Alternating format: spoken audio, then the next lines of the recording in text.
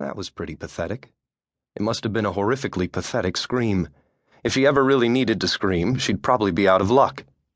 Lord, that had been some nightmare. She didn't have nightmares.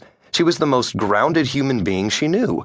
Hell, she had grown up next to a bayou full of alligators and cottonmouths, and she had lived in a downtrodden area of New York City near Chinatown in order to afford NYU. She knew all about real monsters. Ghosts were creations to reel tourists in. So, with a groan, she threw her head back on her pillow and glanced at the clock. She needed to sleep. In a week's time, they'd be celebrating Donegal Plantation's biggest annual event, the reenactment of the skirmish here that had cost her ancestor his life. Ah, yes, and she had been dreaming about the skirmish, or the reenactment.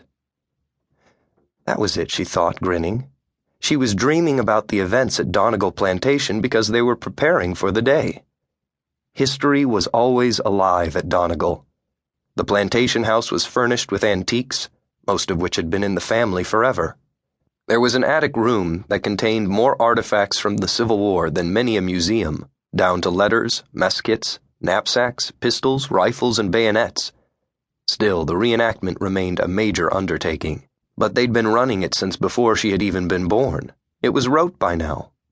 All the same, there was still plenty of bustle and confusion, along with everything that had to happen before the event could take place, including a mound of paperwork on her desk that had to do with the sutler's tent, the pop-up shop where period clothing and curios and other paraphernalia, such as weapons and antiques, were sold, which meant registrations and taxes.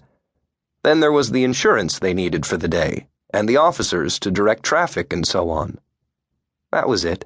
She just had a lot on her mind. And the reenactment always reminded her of Jake. He'd never been a soldier, north or south, but he'd dressed up, and he'd played his guitar and sung music from the era.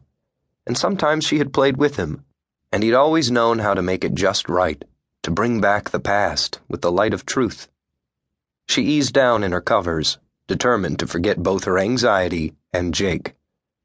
Not so easy, even though it had been a long time since Jake had been in her life. Finally, she started to drift again. She was comfortable. She loved her bed and her room, even if she had lived here her whole life other than college. Though she loved to learn about new people and new places, she also loved to be home.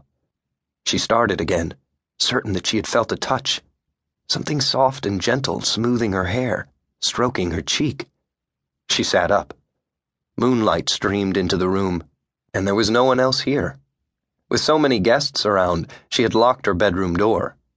She looked at her pillow and decided that she had merely rubbed against the side of the pillowcase. As she did so, she glanced at her dresser. There was something different about it. She studied it for a moment, wondering what it was. Then she knew. She kept a picture of her parents there, on her dresser. It had been taken almost 20 years ago. They were together, holding her between them, when she had been 5. It had been developed in sepia tone, and they'd had it done when one of the guests at a reenactment had found a way of making nice money by pretending to be Matthew Brady, the famed Civil War photographer. Throughout the day, he had answered historical questions about photography and its place in the Civil War. As was the custom of the day, none of them was smiling, but there was still something exceptionally charming about the picture.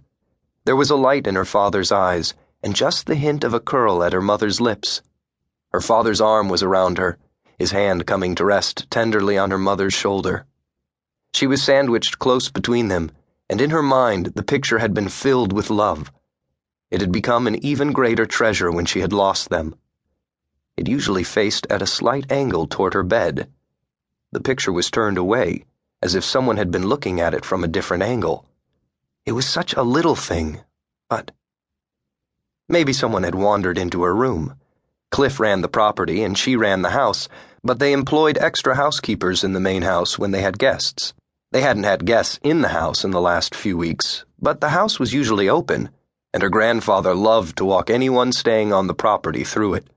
Depending on his mood, a tour could get long. And the picture. She turned over, groaning.